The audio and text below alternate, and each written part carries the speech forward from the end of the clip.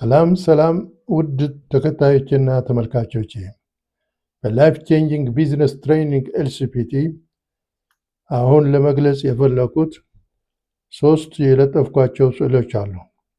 አንደኛው ላየርስ ኦፍ ቢዝነስ ኢንቫይሮንመንት ነው የሚለው፣ ሁለተኛው ኢንዱስትሪ ላይፍ ሳይክል ነው የሚለው፣ ሶስተኛ ደግሞ ዘ ፋይቭ ፎርስስ ፍሬምወርክ ነው የሚለው።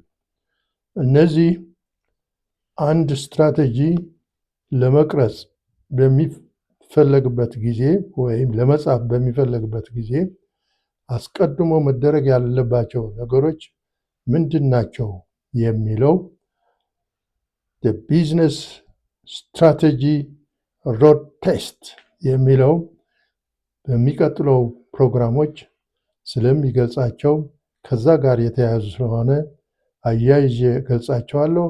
ሳብስክራይብ አድርጉ፣ ላይክ አድርጉ፣ ሼር አድርጉ and comment in order to strengthen the program. Thank you very much.